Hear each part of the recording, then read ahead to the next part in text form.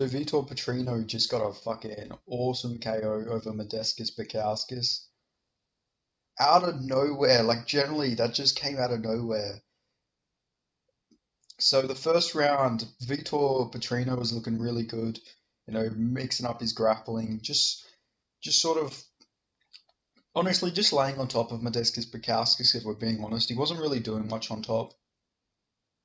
Uh, like it wasn't action packed. Like Mark Goddard kept telling them they have to do something or they're going to stand it back up. But Petrino just fucking freakishly strong, just a freak athlete in there.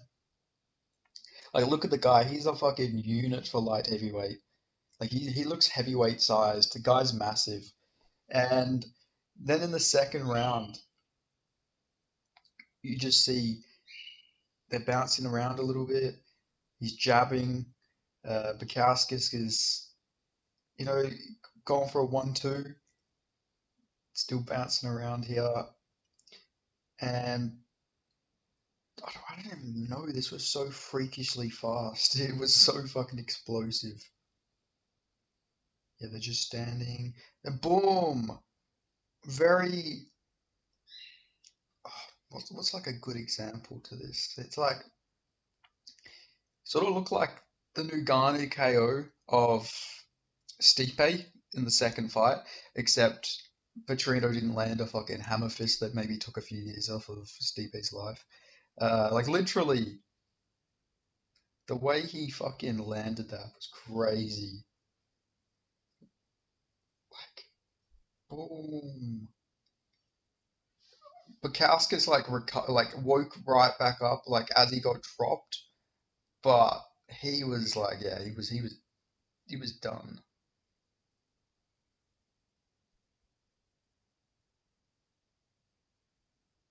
What the fuck? I just seen someone say that that was a bad stoppage. That was a good stoppage. Like he he fucking went out cold. That was a pretty good stoppage. I know maybe people want to see follow-up shots. I don't know, but that was a clear knockout. If he would have landed another shot, then fucking Bukauskas would have just got knocked out cold again. Like he recovered quickly, but he was literally flattened. That was a really good stoppage. Victor Petrino, 3-0 now in the UFC. Light heavyweight division's not very stacked, so maybe he gets a ranked opponent now. That probably makes some sense for Victor Petrino. There's plenty of. Maybe you could do him as Tyson Pedro when he gets a ranked opponent. That would also make some sense. Jacoby's fighting Manyfield. Maybe you could do. Nah, I was going to say Carlos Olberg deserves a ranked opponent more than Petrino. So yeah, maybe Petrino versus Tyson Pedro. Maybe that probably makes sense next. Even knowing, Petrino did beat Bukauskas and Tyson Pedro lost to Bukauskas. At the same time, Tyson Pedro had like a better victory over Anton Takali, sorry, than Victor Petrino did. So maybe that makes sense. Petrino, like I think that's the perfect fight to make. Petrino versus Tyson Pedro when he gets a ranked opponent.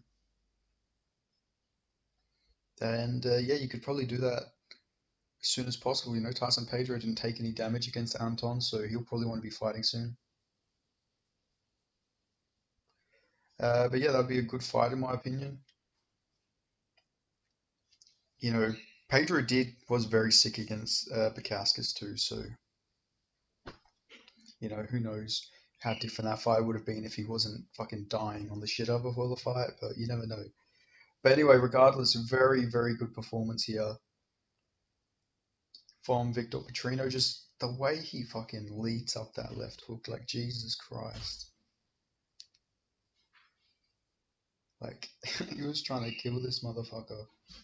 But yeah, unfortunate for Bukauskas. I do like Modestas Bukauskas. I did pick him as an underdog here, but I was wrong. I'll always admit that I was wrong. Victor Petrino just so explosive. He's just a fucking freak athlete too. Like this guy is a fucking. he has such an athletic, I was gonna say biased advantage over people. He's so athletic, it's crazy. Like generally, it's insane how athletic this guy is. But really good knockout from Petrino here.